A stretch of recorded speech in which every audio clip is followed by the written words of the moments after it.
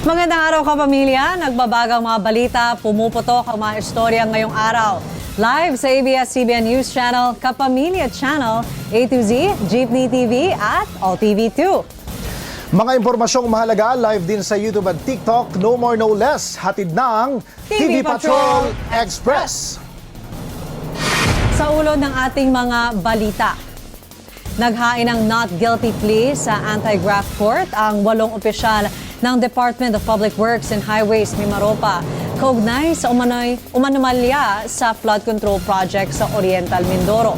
Kabilang sa mga nag-plead not guilty sa Sandigan Bayan 5th Division, sina DPWH Region 4B officials Gerald Pacanan, Jean Altea, Ruben De Los Santos Jr., Dominic Serrano, Lerma Caico, Dennis Abagon, Felizardo Casuno at Montrexis Tamayo.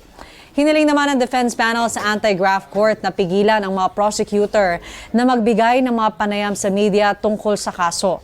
Ang mga preliminary conference para sa kasong graft ay itinakda sa January 9, 19 at 26 at sa February 5, 12, 19 at 26 sa susunod na taon. Hindi naman nakaharap sa arraignment si DPWH Region 4B Maintenance Division Chief Juliet Calvo matapos hindi nakapaglabas ng produce order ang korte. Itinakda ang kanyang arraignment sa December 2. Samantala, muling iginiit ng Department of Interior and Local Government ang kanilang commitment para habulin at papanagutin ang lahat na sangkot sa anomalya sa flood control project. Ayon kay Interior Secretary John Vic Remulla, lahat ng mapatutunayang nagkasala ay tiyak na makukulong. Sa iwalay namang pahayag, sinabi ng Philippine National Police na tiwala silang maaaresto ang 7 natitirang suspect na iniuugnay sa umano'y maling paggamit ng pondo sa flood control project sa Oriental Mindoro. Ayon kay Acting PNP Chief Lieutenant General Jose Melencio Nartates Jr., pinaigting pa ng mga police unit sa buong bansa ang mga operasyon upang panagutin ang lahat ng individual na sangkot sa katiwalian. Samantala, naghain ang Bureau of Internal Revenue ng 13.8 million pesos na tax evasion complaints sa Department of Justice laban sa ilang opisyal ng Sims Construction Trading at IM Construction Corporation at iba. Kaugnay ng mga ghost flood control projects sa Bulacan, sinabi ng BIR na nilabag nina Sims Construction Trading Proprietor Sally Santos, IM Construction Corporation President Robert Imperio at Treasurer Marie Jane Imperio ang Sections 254 at 255 ng National Internal Revenue Code o tax evasion at hindi pagbibigay ng tama at tumpak na impormasyon para sa 2024 at 2025. Kabilang sa mga nasabing ghost projects, ang 57 million pesos na reinforced river wall sa Baliwag, Bulacan at 108 million pesos na pumping station at floodgate sa Hagonoy, Bulacan. Bukod sa pagkakakulong ng 10 taon, pagbabayarin din umano ang mga respondent ng kanilang tax liabilities.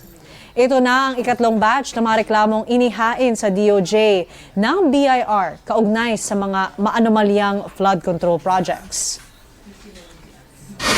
Yung kanilang mga deductions na yun, construction cost, ay walang basihan, fictitious at ginawa lamang para maiwasan ang pagbabayad ng tamang buwis. Iniimbestigahan po natin ang lahat na posibleng involved dito sa mga flood control anomalies na ito, regardless of the personalities involved. Gusto lang po nating siguruduhin na pag nagsampa tayo ng kaso ay meron tayong maliwanag na ebidensya.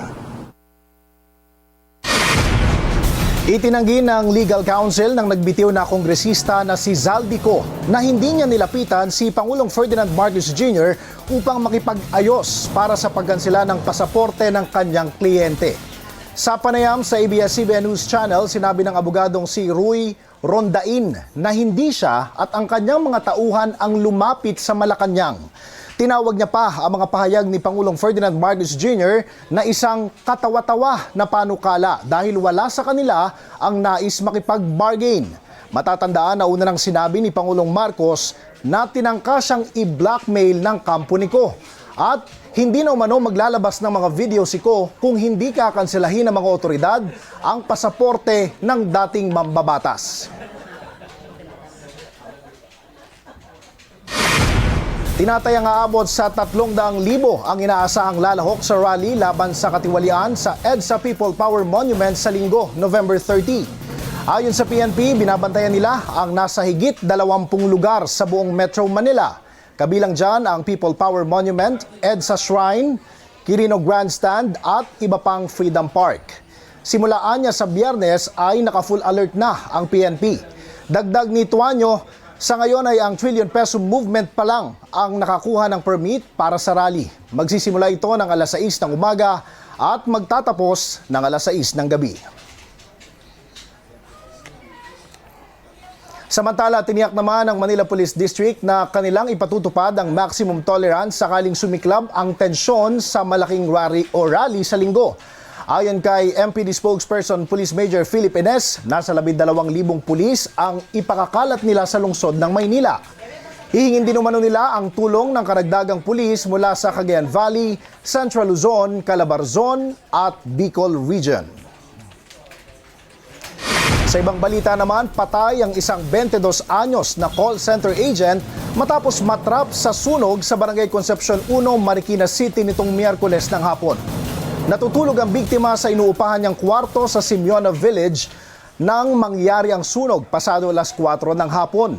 Dala ng panik, hindi na naalala ng mga kasamahan sa kanyang bahay o sa bahay nagisingin ang biktima. Ligtas ang siyam niyang kaibigan na mga empleyado rin ng Business Process Outsourcing o BPO company.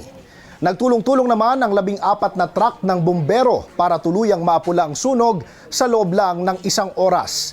Iniimbestigahan pa ang sanhi ng apoy at halaga ng pinsala nito. Arestado ang manager ng isang convenience store sa panggahas sa umano ng kanyang tauhan sa isang hotel sa Marikina City noong Abril. Sa bisa ng arrest warrant, nahuli ang suspect sa Barangay Santo Niño nitong Lunes. Ayon sa Marikina City Police, nangyari ang pangahalay noong magpapaalam na mag-resign sa trabaho ang biktimang working student. Inaya umano ng suspect ang dalaga sa isang hotel para mapag-usapan ang resignation. Pero pagdating sa kwarto ng hotel, sinunggaban na umano ng manager ang dalaga, pinusalan at saka ginawa ng ang masamang balak. Tumanggi ng magbigay ng pahayag ang suspect. Kasalukuyan nakapiit sa custodial facility ng Marikina Police ang suspect na nahaharap sa kasong rape. Susunod, longtime sweethearts na sina Ronnie Alonte at Loisa Andalio. Kasal na! Abangan sa pagbabalik ng TV Patrol Express!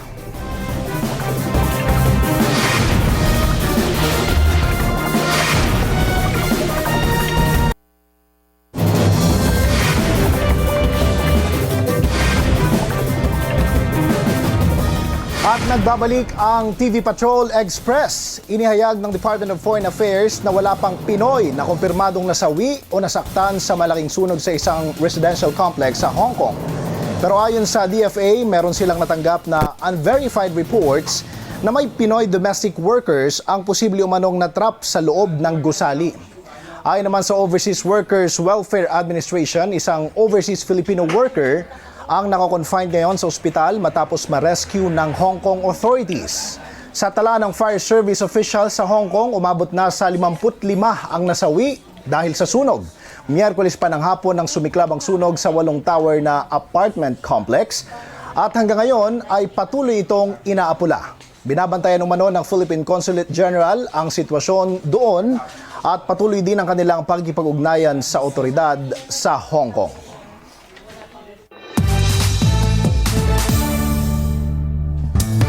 Ang latest sa showbiz sa ating Star Patrol Express. Kasal na ang longtime sweetheart sa sina Ronnie Alonte at Loisa Andalio o Loini. Sa social media, idinaan ni Ronnie ang anunsyo ngayong Huwebes ng hapon. Kalaki pang ilan nilang wedding pictures. Sa caption, tinawag na rin niyang Mrs. Andalio si Loisa. Noon na rito nag-post din ng YouTube video ang newlyweds na nagpapakita sa preparasyon at actual na wedding proposal ni Ronnie kay Loisa. I love you. Will you marry me? Totoo na yun ako. Yes.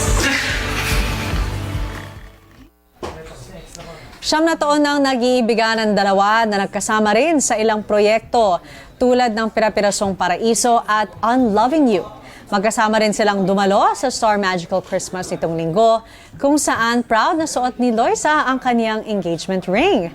Congratulations sa Loini at mabuhay ang bagong kasal. Pumalo na sa higit 1 million ang Instagram followers ni 2022 Miss Universe Arbany Gabriel. Nagbayanihan ng pageant fans na i-mass follow ang Philam Queen matapos magkomento si Miss Universe Organization President Raul Rocha na siya lang Miss U Queen na hindi umabot sa 1 milyon ang followers. Nauna namang sinabi ni Arbany na hindi siya nasusukat ng numero sa social media. Pero hindi pumayag ang kanyang mga taga-suporta na maliitin siya.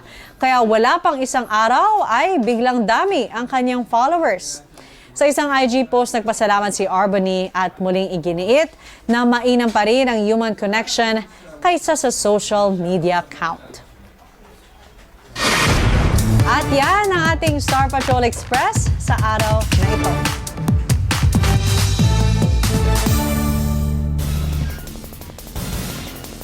Ayan, kung nagawa nila i-mass follow si Arbany, i-mass follow nila ang YouTube page ng ABS-CBN News. Now O, na. diba? Now na. Ikaw, nakafollow ka na ba? Nakafollow na ako. Ako rin, nakafollow. Saka sa ANC. Yan. Very good. Sama na natin. At yan naman ang babagong balita. Huwag pong kalimutan mag-LSSC. Like, share, subscribe, and comment sa YouTube at TikTok. Ako po si Denise Tensay. Mga pamilya, bukod sa YouTube at TikTok, napapanood na rin live ang TV Patrol Express sa ANC, Kapamilya Channel A to Z, Jeepney TV at All TV 2. Maaari nyo rin iscan ang QR code sa inyong mga screen para mapanood sa aming YouTube channel ang mga latest news o balikan ng mga balita na nakalagpas sa inyo. Ako po si Jesse Cruzat, maraming salamat at magandang hapon, kapamilya.